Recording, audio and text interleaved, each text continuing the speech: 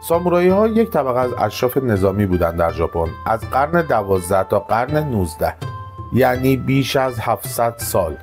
اینها در جامعه ژاپن نقش داشتند و گاهی نقش خیلی مهمی هم داشتند. هم امتیازات مالی و پرستیژ و اجتماعی بالایی داشتند و البته مسئولیتشون. اما چی شد که اینها مهم شدند؟ ماجرا برمیگرده به قرن 12 و دوران شوگانیت کاماکورا. شوگانیت یک دوره حکومت فئودالی نظامی در ژاپن بود. شوگان فرمانده کل قوا ممکن بود حکمش را از امپراتور گرفته باشه، ولی در دوره‌ای که بهش میگیم شوگانیت، در عمل قدرت اول کشور دست شوگان‌ها بود. در طول تاریخ چند بار این اتفاق افتاده. قدرت عوض شده در ژاپن. قدرت واقعی یا دست امپراتور بوده یا دست شوگانیت ها. حالا از قبیله های مختلفی بودن. تو قرن 12 که ژاپن رفت توی دوران شوگانیت، دیگه ظاهر و باطن نفر اول یه مدتی همین شوگان ها بودن. اتفاق مهم دیگه ای که افتاد اون موقع حمله گوبلای خان مغول بود. هر وقت تاریخ رو از هر جایی میخونید، اگه به قرن 12 میلادی رسیدین، بدونید سر و کله مغول ها یه جورایی پیدا میشه. علنا قرن 12 سند خورده واقعا به نام مغول ها، اول چنگیز خان و بعد هم بازماندگانش. این دوره شوگانیت رو هم خوبه بدونیم در موردش چیه. همین یه خط هم بگیم که قرن 12 شروع میشه در ژاپن و تا قرن 19 هم ادامه داره.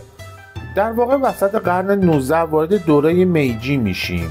اصلاحات میجی که شاید مهمترین دوره ژاپنه و حالا دربارش بعدا مفصل صحبت میکنیم. دوره شکوفایی اصلی ژاپن اونجاست.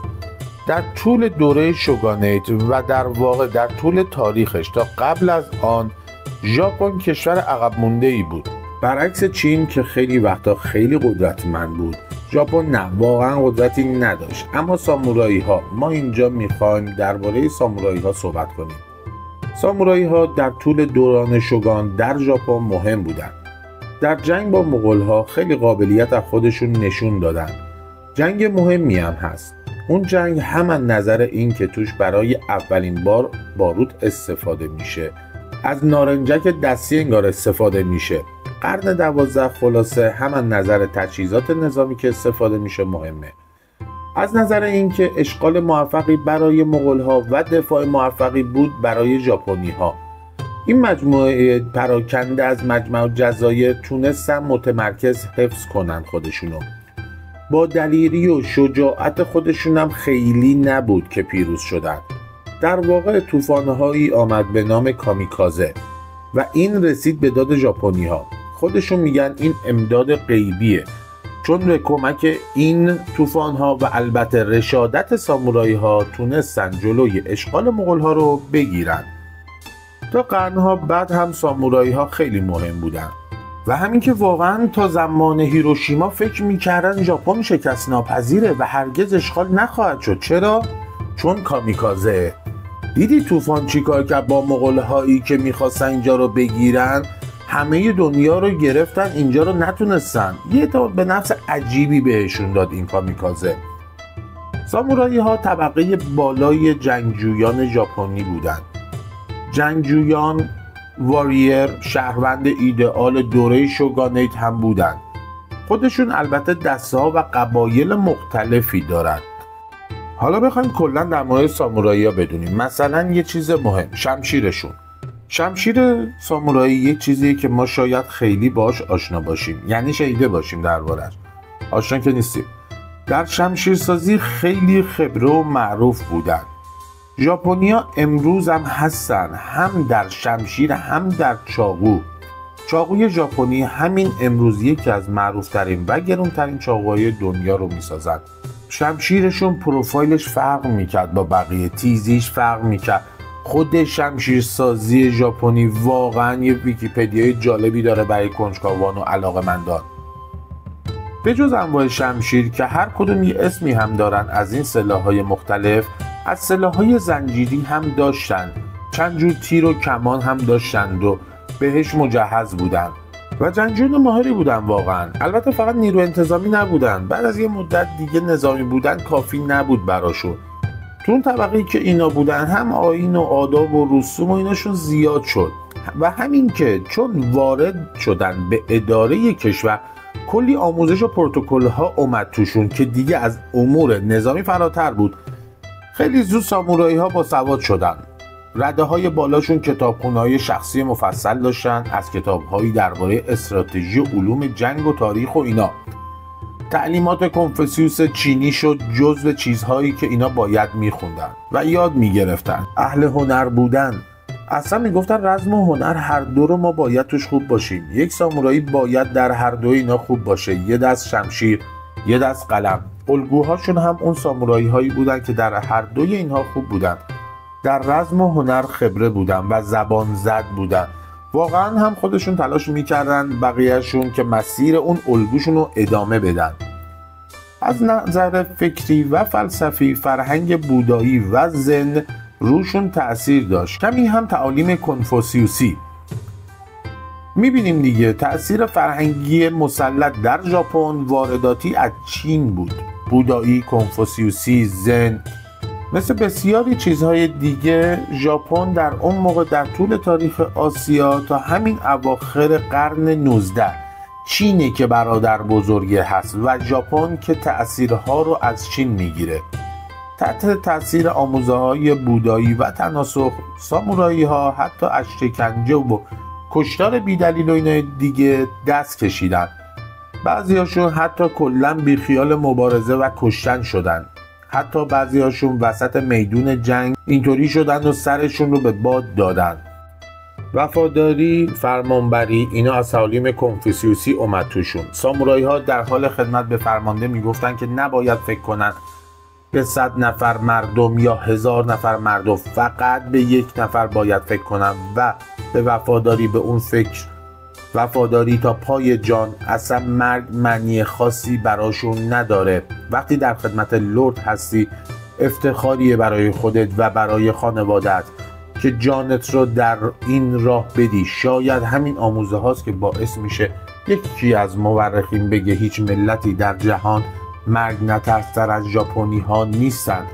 یه مقدار زیادی از این المان های فرهنگی تو سامورایی ها بود.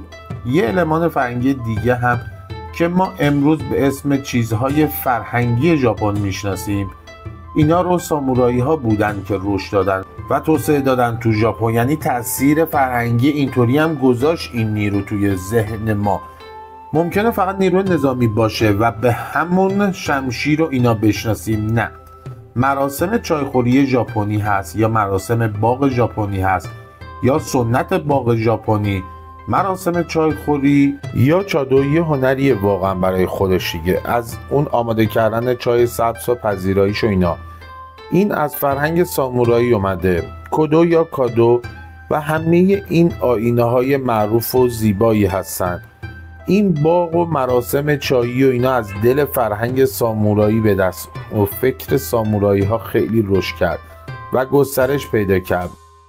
بذار یه چیزی بگم، این آداب دقیق داشتن و چی رو چجوری بیاریم، چجوری ببریم، چجوری ارائه کنیم و اینا واقعا فقط مال چایی و باغ و اینجور چیزا نیست. در جنگم برای همه چی یا حداقل برای خیلی چیزا اینا یه سری پروتکل های دقیقی داشتن. سر میبریدن، خب جنگ دیگه، سر میبرن، بعد سرها رو باید می آوردن تقدیم میکردن. خیلی هم افتخار میکردن که هر کس چند تا سر بریده. اینا خودش یه آدابی داشت که سر اون بابایی رو که بریدن چجوری بشورن، موها رو چجوری شونه کنن، دندونها رو سیاه میکردن، چجوری باید دندونها رو سیاه کنن، چطوری بذارن تو سینی، چطوری بیارن ارائه کنن و حتی برای این چیزا هم آداب دقیقی داشتن و روش مشخص داشتن. یه وقتایی ولی دیگه این کار از آداب میزد بیرون. در جنگ کره میگن تعداد سرها انقدر زیاد بود که مشکل حمل و نقلی داشتن. برای همین پروتکل رو تغییر دادن، گفتن دماغا رو قطع کنید، فقط بینیا رو بیارین. میگن بینیا رو جدا کردن و ریختن تو بشکه، نمک زدن و بعد همینطوری برداشتن آوردن، کلی بشکه شد، آوردن ژاپن و بعدم دفنش کردن. یه جایی الان یادبودش هست، جایی که این همه بینی رو با بشکه دفن کردن، خاطر اون کشته شدگان کره‌ای جنگ کره و ژاپن. واقعا تاریخ ژاپن رو داری میخونی نمیدونی جمله بعدی چی در انتظاره. از این خط به اون خط ممکنه از گلارایی و باغ ژاپنی بپری توی بنای یادبود بینی‌های بریده شده توسط سربازان ژاپنی. خانواده سامورایی اوضاع چطور بود؟ زن خانواده که جاش تو خونه بود، خانه‌داری و بچه‌داری، و دخترم نقشش این بود که با یک ازدواج سیاسی قدرت سیاسی خانواده رو بیشتر کنه. البته در طول تاریخ سامورایی‌های زن قدرتمندی هم بودن، ولی اونا استثناءاتی بیشتر نبودن.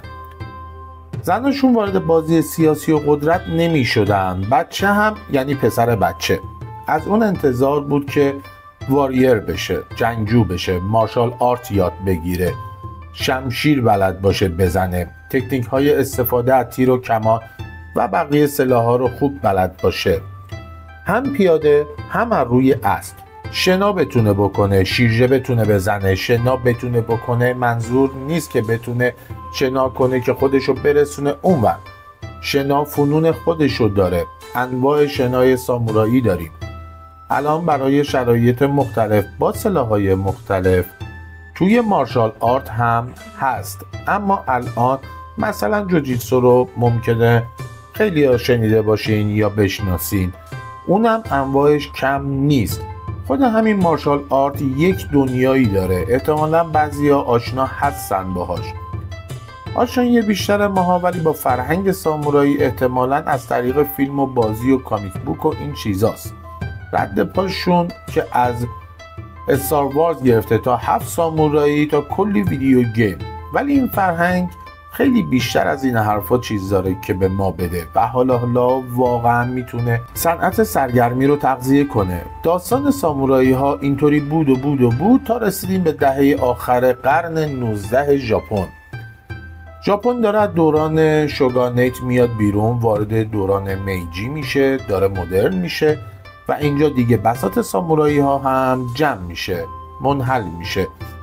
نهاد سامورایی ها وقتی که منحل شد در پایان دوران شوگانیت 5% جمعیت ژاپن بود. اینا 1,900,000 نفر بودن. منتها ژاپن میخواست ارتش مدرن داشته باشه و اینا عملا نقشی براشون در جامعه نموند. حذف شدن از این نظر، ولی در فرهنگ ژاپن و در فرهنگ عامه بقیه دنیا و انواع فیلم و بازی و کتاب و اینا موندن. یه تعدادشون هم رفتن سراغ کتاب و روزنامه نگاری و نویسندگی و کار فرهنگی، خلاصه تدریس در مدرسه و دانشگاه و اینجور چیزا. اونا هم کمک کردن که این فرهنگ و روایتهاش بمونه. بعضی هاشون رفتن توی بیزینس، هم خودشون هم خانواده هاشون.